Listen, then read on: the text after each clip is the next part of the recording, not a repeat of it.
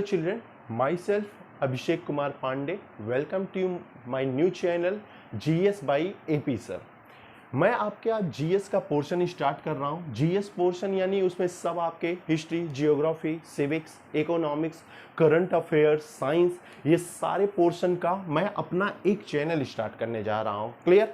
इसमें जीएस के मैं उन सारे टॉपिक्स, उन सारे सब्जेक्ट का डिस्कस करूंगा जो सब्जेक्ट आपको हर एक कंपटीशन में काफ़ी हेल्प करेगा। अच्छी बात यह है कि जो मैं टॉपिक स्टार्ट करूंगा, चाहे वो हिस्ट्री का पोर्शन रहा हो या जियोग्राफी का या सिविक्स का पोर्शन, किसी भी सब्जेक्ट का क्यों ना रहा हो, उसका लेवल मैं बिल्कुल पीसीएस लेवल तक ले जाऊंगा। यानी आपकी यूपी पीसीएस की अगर आप तैयारी कर रहे हैं, झारखंड पीसीएस की, बिहार पीसीएस की, तो जो भी टॉपिक मैं डिस्कस कर रहा हूं इसका लेवल आपके पीसीएस तक जाएगा। क्लियर?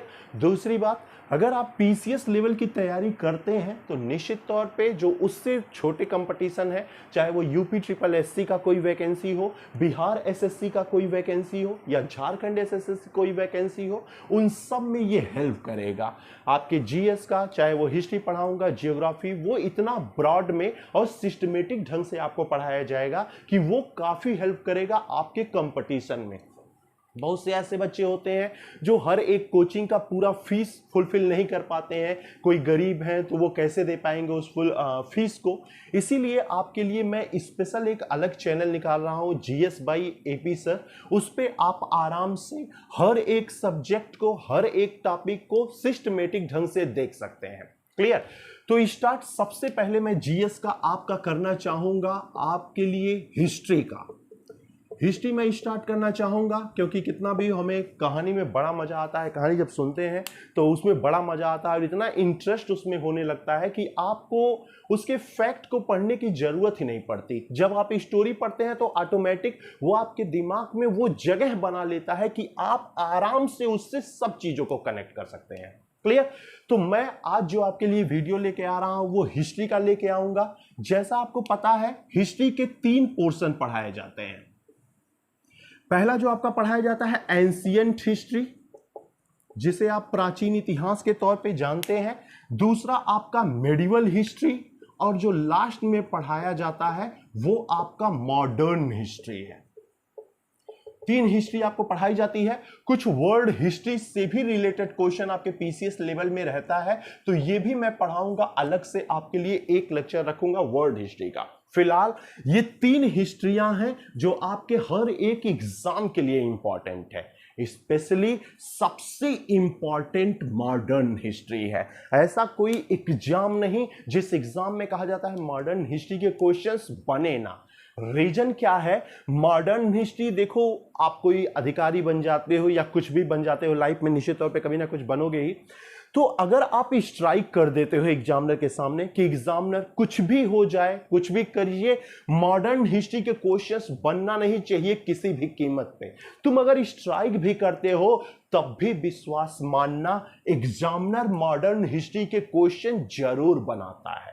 क्यों? क्योंकि वो कहेगा कि बाबू ये वो मॉडर्न हिस्ट्री है जिसमें हम उन लोगों को पढ़ते हैं जिनकी वजह से आप चैन की सांस ले रहे हैं। चाहे वो महात्मा गांधी हो, चाहे भगत सिंह हो, चाहे सुभाष चंद्र बोस हो या बाल गंगाधर तिलक हो, इन्होंने जो अपने लाइफ में सेक्रीफाइस किया है उसी की वजह से आप चैन की जिंदगी जी रहे हैं। आप चाहे स्ट्राइक करिए या रेवोल्यूशन करिए, मुझे कोई फर्क नहीं पड़ता। मॉडर्न हिस्ट्री के क्वेश्चंस बनते आ रहे हैं और आगे भी बनते ही जाएंगे। क्लियर? वो मॉडर्न हिस्ट्री से कभी इनकार नहीं कर सकता। आपके पूरे हिस्ट्री का सबसे इंपॉर्टेंट पोर्शन, और निश्चित तौर पे मॉडर्न हिस्ट्री के क्वेश्चंस बनने ही चाहिए। क्लियर? क्योंकि उसमें पार्टिसिपेशन है आपके बड़े बड़े रेवोल्यूशनरी का, क्रांतिकारियों का। हर एक क्रांतिकारी ने अपना सब कुछ खो दिया जिससे आप चैन की सांस ले सके, चाहे वो भगत सिंह हो या चंद्रशेखर आजाद ही क्यों ना हो। क्लियर? आपको एक वाकया सुनाता हूं कभी आगे, हालांकि मॉडर्न हिस्ट्री में मैं वो टॉपिक डिस्कस करूंगा, लेकिन एक वाकया सुनाता हूं भगत सिंह का। आप लोगों को, बहुत लोगों को पता भी होगा, 1907 में भगत सिंह का जन्म पंजाब प्रांत में हुआ है। इनके चाचा थे, भगत सिंह के एक चाचा थे, उनका नाम अजीत सिंह था। बड़े क्रांतिकारी थे, रेवोल्यूशनरी बहुत बड़े थे, क्योंकि ये अजीत सिंह वही हैं जिन्होंने कभी एक अंग्रेज मिस्टर रैंड को कहा जाता है गोली मार दिया। कभी मॉडर्न हिस्ट्री में डिस्कस करूंगा, अभी तो बस छोटा सा मैं स्टोरी लेना चाह रहा हूं कि मतलब मॉडर्न हिस्ट्री के उन रेवोल्यूशनरी को देखिए कि कितना बड़ा सेक्रीफाइस किया है उन्होंने आपके लिए। बस सिंपल ये कहना चाहता हूं। तो भगत लगभग समय है 1915 का, और अंग्रेज गवर्नर ने कहा ऐसा है अंग्रेज सैनिक, तुम घूमो पूरे पंजाब में, किसी भी कीमत पे मुझे अजीत सिंह चाहिए, चाहे जहां से लेके आओ, मुझे अजीत सिंह चाहिए। इस रेवोल्यूशनरी की इतनी हिम्मत हो गई कि एक अंग्रेज को गोली मारा है, मुझे चाहिए अजीत सिंह चाहे किसी भी कीमत पे। क्लियर? सारे सैनिक निकल पड़े अजीत सिंह को घूमने। अजीत सिंह को जब यह पता चला तो वो अपने सामान वगैरह पैक करने लगे। 1915 की घटना है। सामान वगैरह पैक करने लगे और वो घर छोड़ के जाने लगे, मतलब सॉरी। तो भगत सिंह उस समय 8 साल के रहे हो। इन्होंने कभी अपने पिताजी से कहा, पिताजी, चाचा जी कहां जा रहे हैं भाई?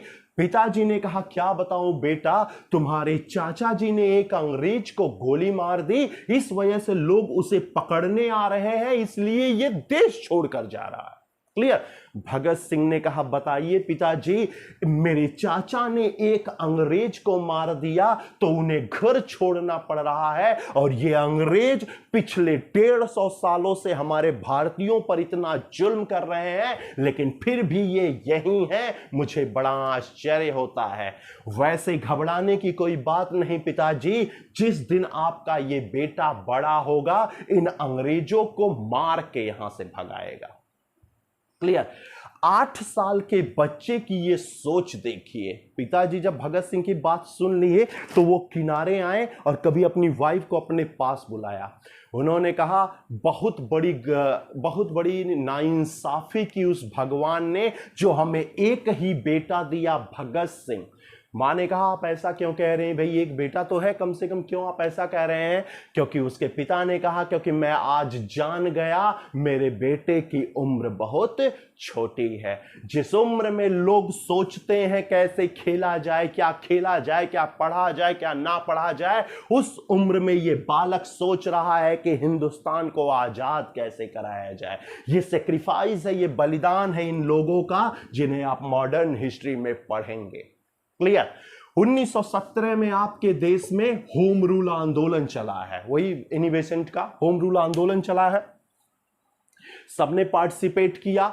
1919 में आपका रोलेट एक्ट आया, 20 में आपका non cooperation movement Mahatma Gandhi launch करेंगे।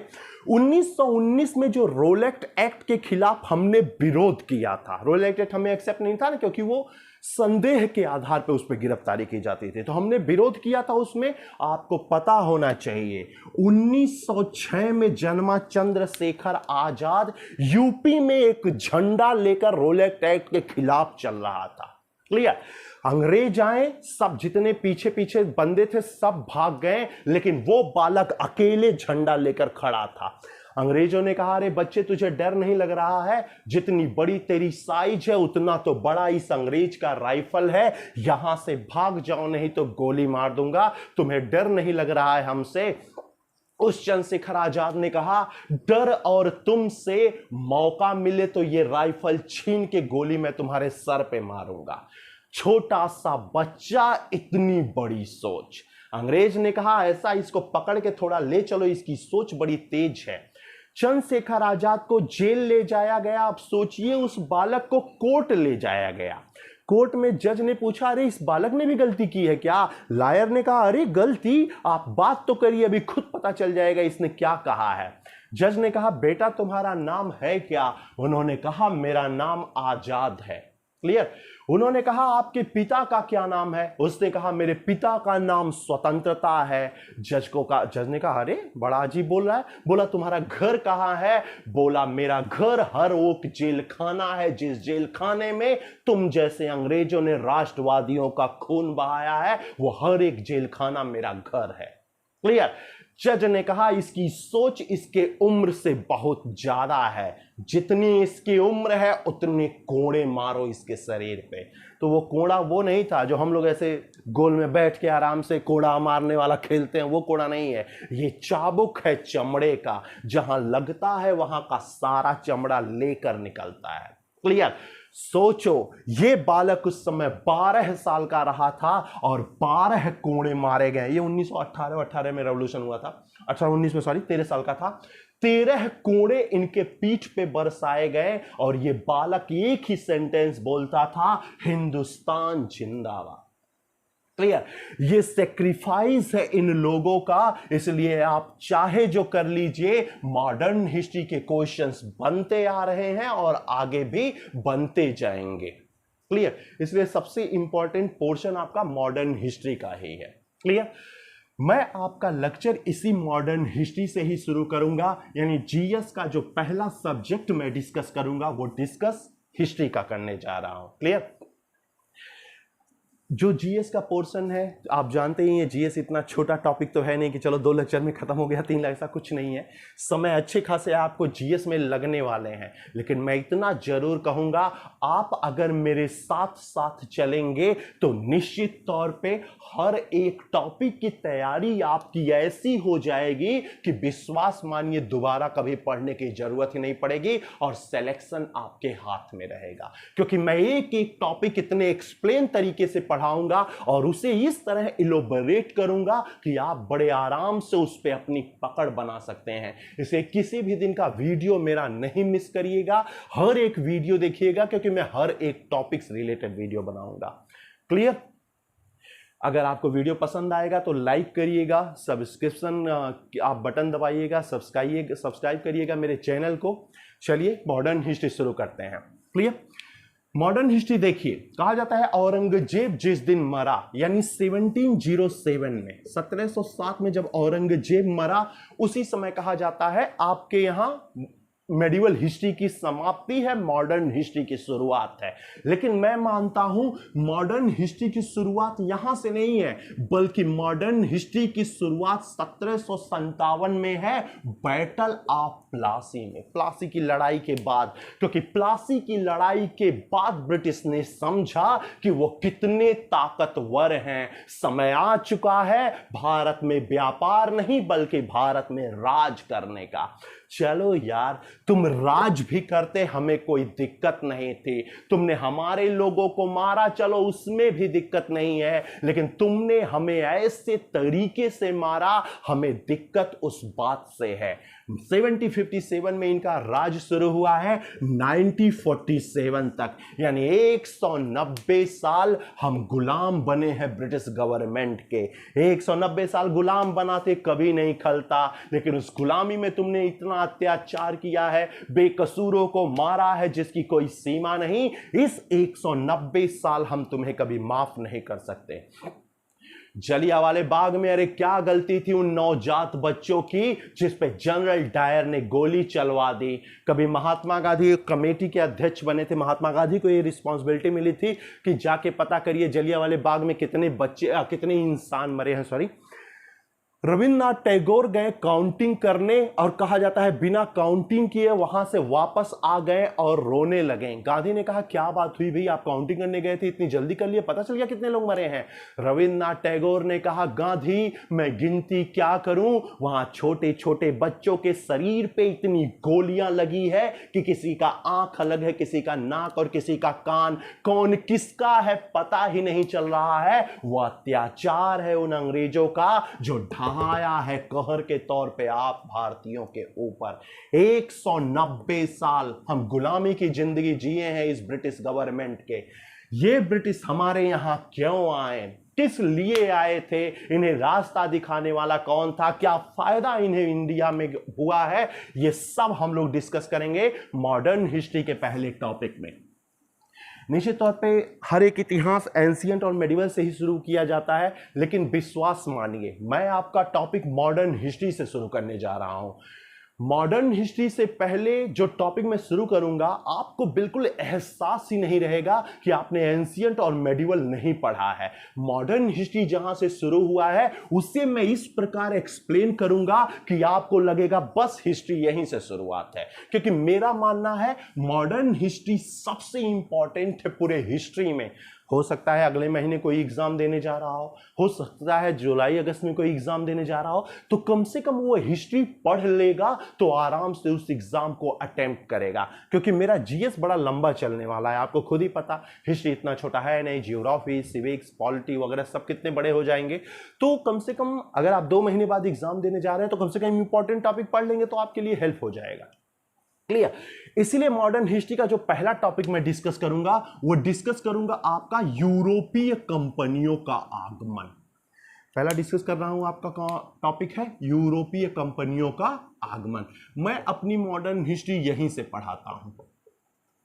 भारत में क्यों आई है ब्रिटिश कंपनियां, क्यों आई है पुर्तगाली कंपनियां, क्यों डच आए, क्यों डेन आए, कब आए, क्या करने के लिए आए थे, मैं हमेशा टॉपिक यहीं से अपना स्टार्ट करता हूं। हालांकि कुछ लोग 1857 से अपना शुरू करते हैं मॉडर्न हिस्ट्री, लेकिन मैं यूरोपीय कंपनियों के आगमन से शुरू करता हूं। 1857 हम पढ़कर क्या करेंगे अगर ब्रिटिश गवर्नमेंट को ही नहीं पढ़ा। इसीलिए मेरा मॉडर्न हिस्ट्री यूरोपीय कंपनियों के आगमन से शुरू होता है और इसमें शुरू करने जा रहा हूं कि किस प्रकार यूरोपीय कंपनियां भारत में आई हैं। देखो, आपने काफी कुछ हिस्ट्री पढ़ा भी होगा, आप जानते भी होंगे यूरोप में 5 कंपनियां कभी व्यापार करने के पर्पज से आई थी। पहले पुर्तगाली थे, अब नोट में सब दूंगा, घबराइए मत। दूसरे डच, तीसरे अंग्रेज, चौथे डेन और 5वें फ्रांस। ये 5 कंपनी आई थी। कुछ लोग मानते हैं छठी कंपनी भी आई है और वो छठी कंपनी स्वीडन है जो 1731 में आई है। लेकिन मैं और एनसीईआरटी जो सीबीएसई विपिन चंद्रा का है वो लोग नहीं मानते ये स्वीडन कंपनी को। रीजन है क्योंकि डेन जो आया था ना, इसमें 2 कंट्रियां थी, इसमें डेनमार्क भी है और स्वीडन भी है। लोगों का कहना है जब स्वीडन चौथे नंबर पे आ गया तो स्वीडन को हम अलग क्यों पढ़े भाई। इसीलिए भारत में 5 कंपनियां आई थी, वो भी कभी व्यापार के पर्पज से। क्लियर? क्यों भाई व्यापार के पर्पज से आई थी? यूरोप तो वैसे ही संबंध था, यूरोप से आया भारत में केवल व्यापार के लिए, ये कुछ समझ में नहीं आया क्यों भारत में आ गए थे व्यापार करिए। तो देखिए बाबू, ये 5 कंपनियां मैं लिखवा दूंगा, घबराइए मत। पहले इनकी एंट्री पढ़ा देते हैं कि किस प्रकार वो भारत में आए हैं। ये है आपका इंडिया। अभी मुझे छोटे इंडिया की जरूरत है तो छोटा इंडिया ही पढ़ते हैं। ये छोटा इंडिया है, क्लियर? नीचे का भी इंडिया गायब है तो छोटा इंडिया लेते हैं। ये आपका सेंट्रल एशिया है। देखिए एक बार मैं फिर बता दूं, जो आपके नोट्स में बना रहा हूं या बता रहा हूं उसके नोट्स तो आप बनाइएगा ही बनाइएगा, साथ ही में जो मैं बोलता हूं ना उस लेक्चर को भी नोट करते रहिएगा। क्योंकि कई बार ऐसे ऐसे सेंटेंस आते हैं जो मैं बोल देता हूं लेकिन लिख नहीं पाता हूं, तो दोनों इंपॉर्टेंट है, मेरा लेक्चर सुनना और जो मैं नोट बनाऊंगा उसको लिखना। ठीक? मेरे गुरु थे, वो कहते थे जब टीचर्स पढ़ाता है तो जब वो टीचर्स पढ़ाता है तो ज्ञान स्टूडेंट 2 तरीके से लेते हैं, 2 तरीके से लेते हैं। जैसे मैंने पढ़ाया तो आपने क्या किया, सुन लिया, सब यहां बैठ गया, सब समझ में आ गया ठीक ठाक। लेकिन कभी कुछ ऐसे सेंटेंस होते हैं कि ऊपर से जा रहा है, पता नहीं क्या पढ़ा रहा है, ऊपर से सब जा रहा है, बोलते हैं पता नहीं क्या वो कर रहे हैं, कुछ ऊपर से जा रहा है। तो मेरे गुरु कहते थे ऊपर से कभी जाने मत देना। अगर बाई चांस ऊपर से ऐसे जा रहा है ना तो ऐसे बोला आजा आजा, तो वो पीछे से एंट्री मार लेगा। यानी टीचर जो बोलता है वो और जो लिखता है वो दोनों आपके लिए काफी हेल्पफुल है। क्लियर? ये है बाबू आपका छोटा इंडिया, और जैसा आपको पता है जस्ट पीछे है सेंट्रल एशिया, और सेंट्रल एशिया में बैठा हुआ है एक खतरनाक कंट्री और वो है आपका ब्रिटेन, यूके। जस्ट नीचे उसके पुर्तगाल है। कभी वर्ल्ड मैप खोल के देखिए तो यही इन लोग का पोजीशन है। ठीक? थोड़ा इधर आइएगा तो यहां एक और देश बसा है और ये देश है बाबू तुर्की का। कोई समस्या? तुर्की के जस्ट नीचे एक देश हुआ करता था कभी, और इस देश को लोग कुस्तुनतुनिया के नाम से जानते हैं। किस नाम से? कुस्तुनतुनिया के नाम से जानते हैं। क्लियर? इस कुस्तुनतुनिया यूरोप में बड़ी इंपॉर्टेंट कंट्री है, इसलिए क्योंकि इसके पीछे है यूरोप का सबसे बड़ा मार्केट, जिसमें हर एक देश आता है अपने सामानों को बेचने के लिए। क्लियर? ये तो वर्ल्ड का हाल है। आपको ये भी पता होना चाहिए, जो वर्ल्ड है ना, ये खून से भरा पड़ा है। यानी ऐसा कोई समय वर्ल्ड हिस्ट्री में नहीं गुजरता था जब वहां खून ना बहते हो। क्लियर? इस खून को बहाने का सबसे बड़ा जो कारण था, जो रीजन था, वो दो जातियां थी। जातिगत प्रहार नहीं है, जो वर्ल्ड हिस्ट्री है मैं वही कह रहा हूं। एक तरफ मुसलमान हैं और दूसरी तरफ बाबू ईसाई हैं। क्लियर? वर्ल्ड हिस्ट्री में कहा जाता है अपने अपने धर्म के फैलाव के लिए बहुत खून बहाए गए हैं सबके द्वारा। बाई चांस मान लो मुसलमान यहां पे गया, किस भारत में आया मुसलमान और यहां इस्लाम धर्म का प्रचार करने लगा। कुछ समय बाद वहां क्रिश्चियंस आ गए, उन्होंने ईसाई धर्म का प्रचार करना शुरू किया। मुसलमानों ने कहा अरे भाई तुम यहां पे क्यों आए हो? क्रिश्चियन ने कहा क्यों भाई, बिल्कुल आ सकते हैं, तो खुला क्षेत्र है, तुम भी प्रचार करो, मैं भी प्रचार करूंगा। इस्लाम ने कहा नहीं नहीं नहीं, यहां हम लोग पहले आए हैं, इसलिए भारत में इस्लाम धर्म रहेगा। ईसाई ने कहा ऐसी कोई बात नहीं, जिसका धर्म जो चाहे वैसा प्रसार करे। सेम यही काम ईसाई भी जाके कहीं करता था, वहां इस्लाम पहुंच जाता था। अब नहीं इस्लाम धर्म होगा, नहीं ईसाई धर्म होगा। पता चला आप दोनों में विवाद इतना तेज हो गया कि दोनों ने कहा ठीक है भैया, जिसके तलवार में दम रहेगा उसी का धर्म उस देश में रहेगा। तुम दोनों ने क्या किया? तलवारें खींच लिया। क्लियर? आपको पता होना चाहिए ईसाइयों का जो नेता है बाबू, वो ब्रिटेन है। माउंटेन्स यानी मुसलमानों का जो नेता है वो तुर्की है। ठीक? कहीं दोनों आपस में इसी प्रचार प्रसार को लेके कहीं झगड़ पड़े। अब पता चल अफ्रीका में झगड़े या कहीं झगड़ लिए, मतलब ईसाई और मुसलमान आपस में झगड़ा कर लिए।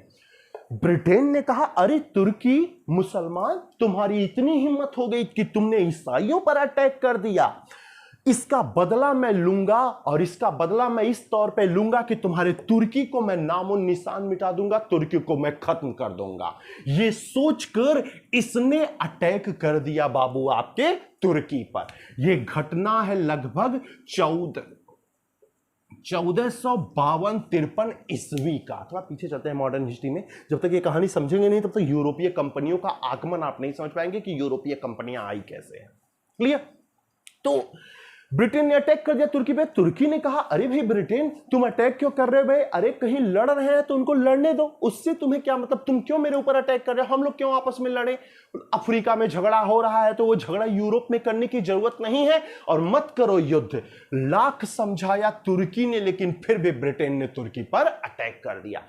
तुर्की तो गुस्सा हो गया भाई कि बिना गलती के आप अटैक कर दिए, तो तुर्की भी लड़ाई लड़ने लगा। अरे ब्रिटेन, तुम्हारा पासा उल्टा पड़ गया, तुम लड़ाई लड़ रहे थे कि मैं जीत जाऊंगा, लेकिन क्या राष्ट्र है तुर्की, तुम्हारे ब्रिटेन को इसने हरा दिया, यानी पूरा ब्रिटेन बाबू हार गया है। क्लियर? याद रखिए तुर्की बाबू, अगर मैं इतिहास की बात करूं तो तुर्की बहुत पावरफुल कंट्री रहा है, निश्चित तौर पे बहुत पावरफुल कंट्री रहा है।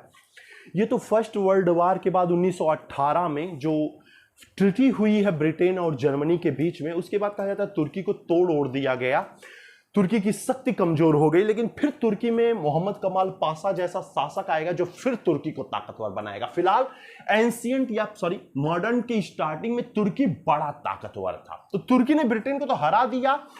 तुर्की को पता चला कि कुस्तुनतुनिया ने ब्रिटेन की सहायता की थी एक मुसलमान राष्ट्र होने के बावजूद। तुर्की इस गुस्से में, पता होना चाहिए, पूरे कुस्तुनतुनिया देश का अस्तित्व ही खत्म कर दिया। यह घटना है 1453 ईस्वी, यानी 1453 ईस्वी में कुस्तुनतुनिया का हो चुका है पूरी तरह पतन। क्लियर? यहां पे तुर्की ने एक दीवार बना दिया और यहां खड़ा कर दिया अपने सैनिकों को। तुर्की ने कहा अरे सैनिक, ध्यान से मेरी बात सुनना, अगर एक भी ईसाई इस मार्केट में जाते हुए दिख गया तो उसकी मुंडी काट देना बिना मुझसे पूछे। आज के बाद यूरोप के सबसे बड़े मार्केट में एक भी ईसाई व्यापारी आना नहीं चाहिए। क्लियर? हारे हो भैया, तुम कैसे जाओगे, अपने तो डूबे, तुम्हारे चक्कर में पुर्तगाल भी डूब गया, क्योंकि पुर्तगाल भी बेचारे ईसाई राष्ट्र है। क्लियर। पुर्तगाल ने कहा अरे भाई तुर्की, मुझे तो जाने दो, तो मैंने तो युद्ध भी नहीं किया, मैं तो पुर्तगाली हूं, मुझे तो जाने दो।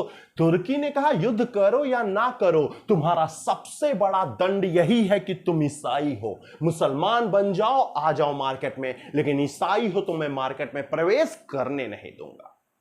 कोई समस्या?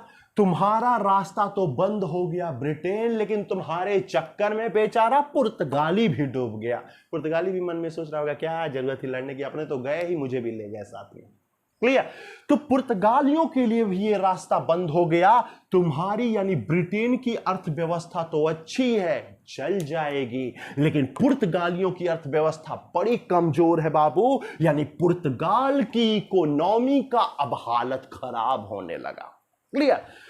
पुर्तगाली राजा निराश है बेचारा। पुर्तगाली राजा क्या करे, सारे मंत्रियों और व्यापारियों की एक मीटिंग बुलाया।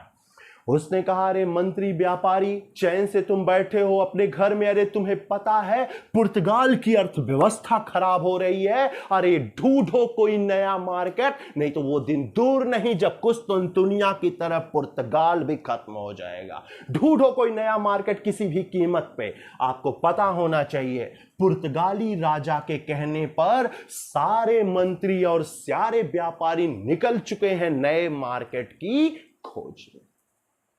क्लियर। आज आपका वीडियो मैं यहीं पे रोक रहा हूं, क्योंकि यहां तक आप समझिए, आप मेरे चैनल को सब्सक्राइब करिए, फिर आगे आप इसके स्टोरी को जानिएगा कि आगे क्या हुआ, किस प्रकार यूरोपीय कंपनियां यहां आएंगी, पुर्तगाल यहां से किस प्रकार भारत में आएगा, पुर्तगालियों के आने के बाद ब्रिटेन, डच और डेन कैसे आएंगे, ये सब कुछ डिस्कस करूंगा आपके नेक्स्ट वीडियो में। Okay, thank you.